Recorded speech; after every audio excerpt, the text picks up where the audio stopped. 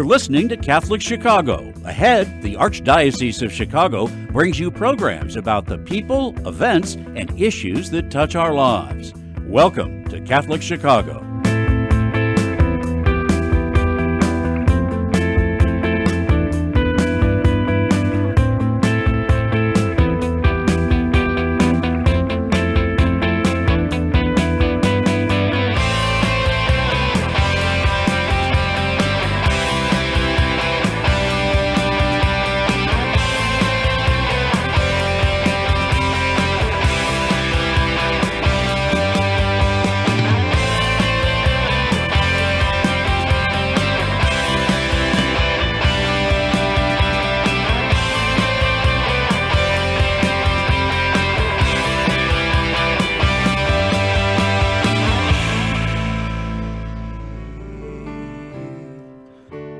When I listen to my heart, I can hear you whisper,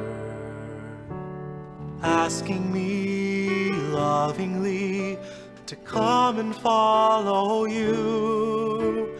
Here I am, did I hear you call my name? Here I am, as you will. My God, I am ready to begin. Here I am, I come. Good morning. This is Sister Lavina Francis Pamet. I am a Franciscan Sister to Sacred Heart. This is Dare to Love show. Dare to Love is a program that cultivates vocation awareness in the Archdiocese of Chicago through our discussion of topics related to vocation discernment, promotion, and also overall vocations and in general for marriage, for single life, priesthood, religious life, and overall how we respond to God's call in our lives. And today we have a guest. She is a Benedictine nun. Her name is Sister Belinda Monahan, and she is a member of the Sisters of St. Benedict of Chicago, and otherwise known as Benedictine Sisters. Good morning, Sister Belinda. Thank you for being a guest on this show. And I will let you introduce yourself to our listeners and viewers. I can't imagine what else I would add. I'm Sister Belinda Monahan. I'm delighted to be here. Thank you so much for having me. I'm a member of the Benedictine Sisters of Chicago. I entered my community in 2007 and took final vows in 2014. I also am the vocation minister for my community, and I work as assistant campus minister at the Shield Catholic Center at Northwestern University. Yes, and that is quite a mouthful. We haven't even delved into what else you've been to in your life, and I'm so excited because I've heard a snippet of it, maybe read a little bit in the article online, but that is something that excites me because I love adventure, and I think the vocation journey is always an adventure for each and every one of us. So I just like to start, being a Benedictine and being part of the community, that is in itself, maybe since you've been living it day to day, you haven't really thought about how different that might be to others. So why don't we start with that, since this is Dare to Love, and so from the title of the show itself, and it being the new year, 2022, can you imagine? We've reached this 2022 with still lots of challenges in our lives, but maybe start from the beginning and just go with it, Sister Belinda. I'm not sure what you mean, start from the beginning, but you talked about community, and I will say that as a Benedictine, I often say that my primary ministry is community. As Benedictines, we live and model unity in God, but remain diverse. And I will say that the thing that attracted me most to my community is that we are very strong. We're a group of very strong-minded women, and so I find that community is both the challenge and the gift of religious life. It helps me grow closer to God every day, living with my sisters in the monastery. When you're talking about community as being a gift and also a challenge, how can you delve more deeply into that? Because I try to tell people, look, everybody's vocation for yourself. God wants us to be happy. And why would anyone want to be a Benedictine nun in this time and space? Why would you want to be one? I want to be one, and I feel that we all have multiple vocations, many vocations over time, but I feel called to be a Benedictine because it enables me to confront the parts of me that separate me from God in a way that living as a single woman, and I lived, I entered community in my late 30s. So I had plenty of experience living alone and living as a single woman. Being a Benedictine allows me to confront who I'm called to be in God's eyes in a way that I find that that my life before had not done. And so I would say that that's why somebody would choose to be Benedictine, because it helps us grow closer to God in love. Very, yes. And that really goes into the heart of the matter too. In terms of charisms in religious life, like I am living out and have followed the Franciscan way of life, our charism, everybody tries to live out the gospel, but in a different way. And charism being it's a particular gift of God, of the Spirit to each community. How would you describe to others your charism, your particular charism? The Benedictine charism, we often talk, and I'm not sure honestly whether this is our official charism, but as Benedictines, we often talk about ora et labora. So work and prayer, not work is prayer or work as prayer, but work and prayer.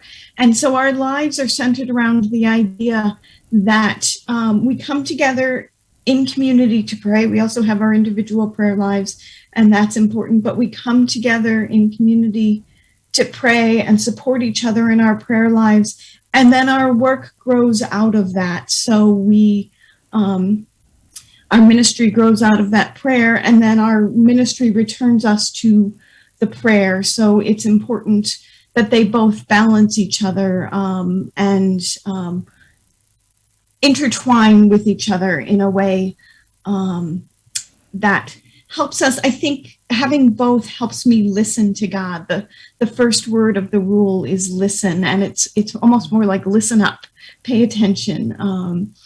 I have an action that I want you to do, and so I find that the balance of work and prayer causes me to listen more deeply to where God is calling me every day. And I think that listening as a word is very important. When I was just a baby nun, as my sisters and others sometimes called, even the newbies, even if we have lived lives before. Because like you, I think I got accepted in my community at age 31. Full disclosure here.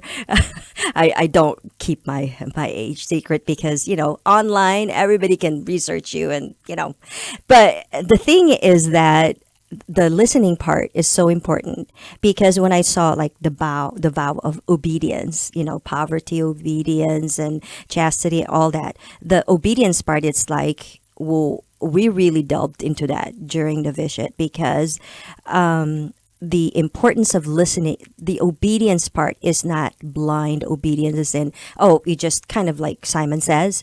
No, the key word is listening. And listening is not just hearing the words or understanding it and then you can transcribe it like, in a classroom.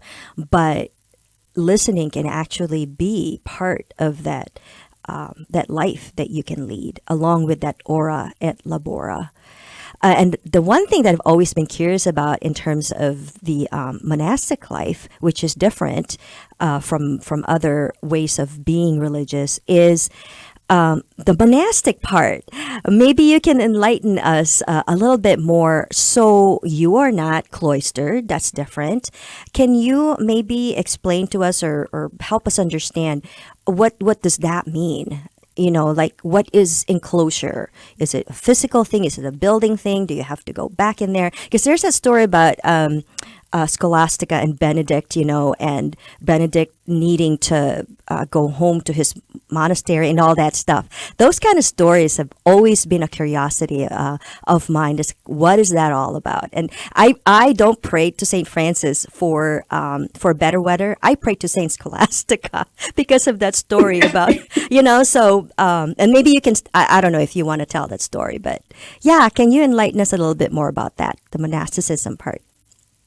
Sure, I can tell that story, but I'll start with, you were talking earlier, a minute ago, you were talking about the vows. And the vows I take are not poverty, chastity, obedience. They are obedience, conversion, and fidelity to the monastic way of life. And I think that is one of the important pieces. So I take vows to this community and to remain in this community for the rest of my life.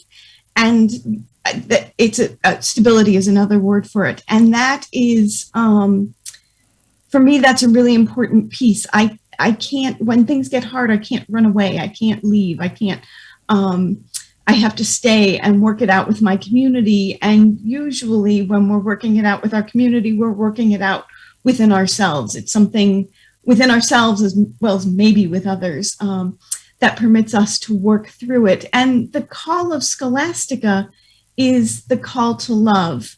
So Benedict and Scholastica were brother and sister. According to St. Gregory the Great, in his hagiography of St. Benedict, Scholastica and Benedict, Scholastica was also a religious, and they used to meet annually outside of their monasteries to talk for one day. And on the meeting that Scholastica knew would be her last before she died, she said to Benedict, stay. And Benedict said, I can't, it's against the rules, I have to go home. And she put her head down on the table and prayed to God, and a storm came up and thunder and lightning and wind, and they couldn't go home. He couldn't go home. And so he said to her, and I always kind of find myself putting my hands on my hips when I tell this part of the story, what have you done, sister? And her response is, I asked you for something and you didn't give it to me. So I asked God and he gave it to me. And the moral of this story that Gregory draws is that it is fitting that the woman was able to do more because she loved more. And so that's what I take from the story of Scholastica, is the rules are important, certainly to kind of provide a framework and a guide, but it's much more important to act out of love for the other than it is to follow the rules blindly. And so that's the kind of obedience, the kind of listening that I try to practice, and I try to work with Shield students to understand and to kind of help them to practice that.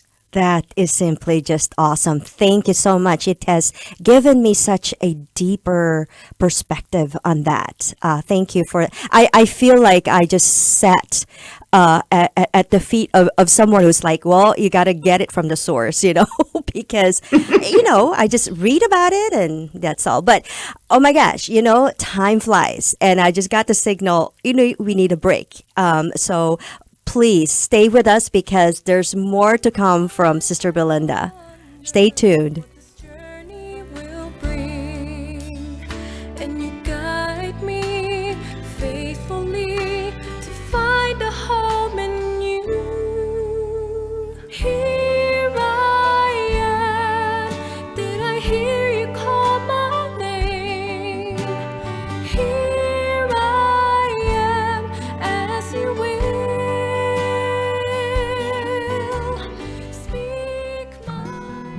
At Catholic Charities, we fight hunger in Chicago throughout the year. Our 6 regional offices in Cook and Lake counties work together to offer sit-down and to-go meals to anyone in need. We deliver meals to those who are homebound, and our 8 food pantries offer 3 to 4 days of food supplies based on household size. Participants in these programs have the opportunity to learn about other Catholic charity services that strengthen individuals, families, and their communities. The challenges for those dealing with food insecurity are especially great during the winter months.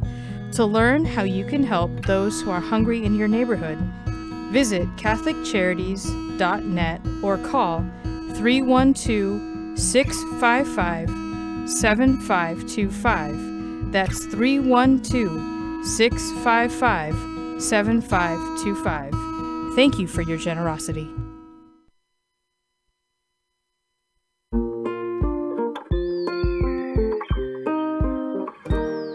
I feel special. I feel great. I got good grades. We've seen a huge surge in our kids now meeting or exceeding grade level. Come check us out. You may have never thought we were an option before.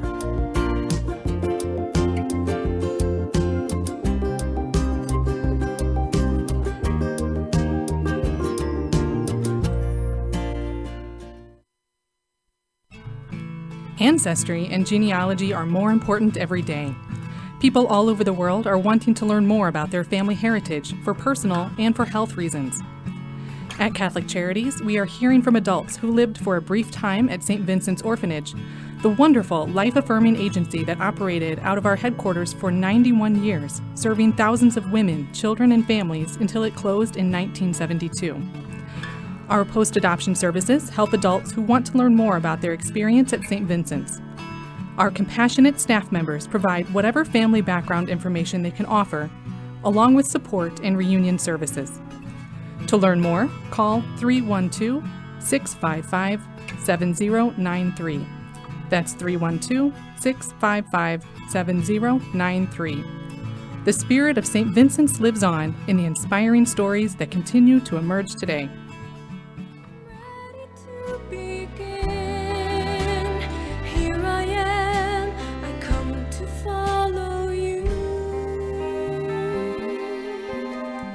My heart sings of the love that I found in you. Hello, we're back. This is Sister Lavina Francis Pamet, and this is Dare to Love with our guest, Sister Belinda Monahan from the Benedictine Sisters of Chicago. So we were just talking about Sister Belinda's part of her vocation journey and the charism of the Benedictines, and also the story about the twin brother and sister Benedict, the founder of the Benedictines, and also his sister Scholastica, and a little bit more about listening and obedience. So now what I would like to hear about is, even before Sister Belinda joined the monastery of the Benedictine Sisters in Chicago, her career, and I believe she's a vocation minister now. However, there is something more to her background. So, Sister Belinda, can you tell us a little bit more about that background that I keep hearing about, little bits and pieces? So share what you might share. I know 2018 you were in Armenia, so you can mention that. Sure. So before I entered the Benedictine Sisters of Chicago, and actually continuing considerably after I entered the community, I was an archaeologist. I grew up wanting to be an archaeologist. I went on my first excavation to Jordan at 17. And so I went to college and graduate school in archaeology to study archaeology. My PhD is actually in anthropology because of the way the United States academic system is set up. But I worked primarily with animal bones. I've worked extensively in the Near East. I've done quite a bit of work in the American Southwest. I spent 6 summers working at a field school in New Mexico.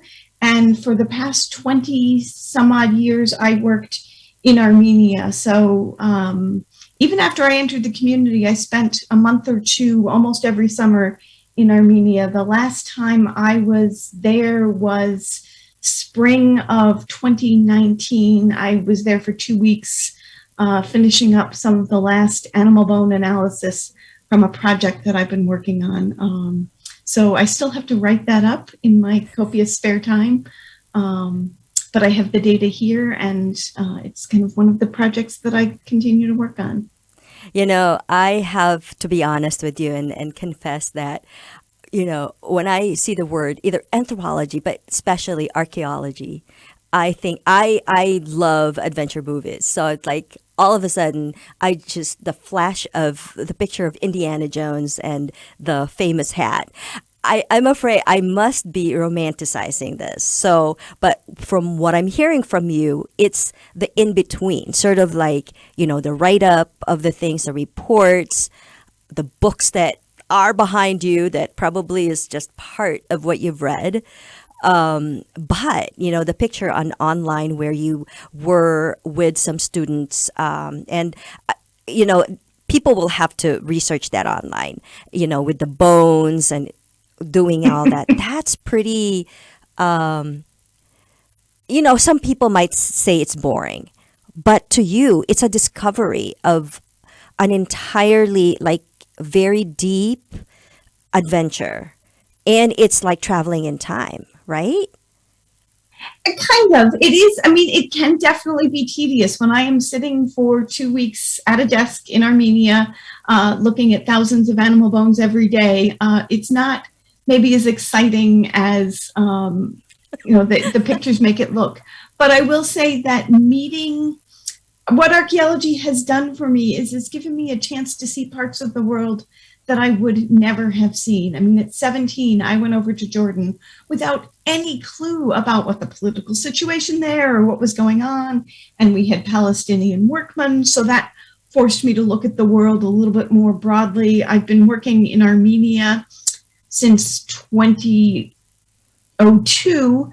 And so I've been blessed to see a nation state forming in a way that most of us in the United States haven't. The Soviet fell apart and Armenia became an independent nation, and kind of watching the growth and the way the people think about themselves has been an amazing experience for me. So it's not only learning about the past, which is exciting, and learning about the ways people lived in the past and what the implications for the present are, but also meeting people in the present and learning about their lives, and getting to know them in a way that you can't if you're just visiting a place.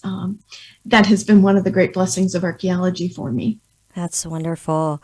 So how, from your background, how did you meet the sisters anyway? How did you hear about them?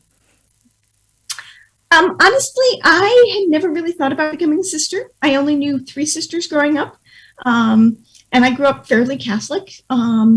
And so I had simply gotten more and more involved in Sheila. I started singing in the choir, and I did that for about 15 years. And then I was asked to be in charge of the Eucharistic bread baking ministry. And then I started being sacristan at daily mass and doing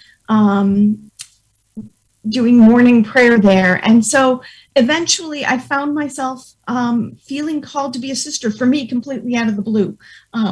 Nobody else was as surprised as I was.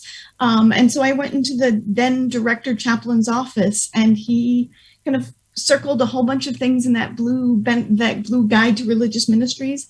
And they were all Benedictine communities. And my spiritual director at the time also steered me to Benedictines. I've since spoken to both of them for completely different reasons. Interesting. But they both steered me in that direction. And so this monastery is literally 3 miles down the road from where I was living at the time. Mm-hmm. But I had never really encountered the idea. And I knew I wasn't called to be a teacher or a nurse. And so that was part of the issue when I felt called to be religious, was like, well, what do they do? And so to find a community that was able to consider the fact that I was an archaeologist and say, let's think about how this is going to play into community life. Mm-hmm. If you still feel called to do it, we'll see what we can, we'll see how we can work this out in community life. That's good. And now you are back at Shield. And for people, I think I'm not sure if I submitted that. I'm going to ask, and by the way, this is my opportunity to take some gratitude and a happy new year to Javier Garcia and Mike Mays, our sound engineers. And now it's more than sound engineers. They're doing all these magic behind the scenes that, I've been curious about. It's almost like doing their own archaeology things on the technology part. But the part where Catholic Shield Center, the campus ministry part in universities at Northwestern and other states and other locations, that is so key of that engagement. And I guess you can even relate your study of bones in terms of the structure of life and, as you said, from the past into the present. And engagement seems to be the key. And now, not only are you serving as a vocation minister for your community, you are also serving, you said assistant campus minister, but you're presencing. You kept talking about being present and that encounter, that listening, that living out of being available, your availability, your disponibilidad to the students there and other people, what they call associates. And actually that I have started going and being part of the Catholic Shield Center community as well because of that welcoming and spirituality and just sense of energy at Shield. But I think hospitality is also one of the qualities of the Benedictines. Is that right?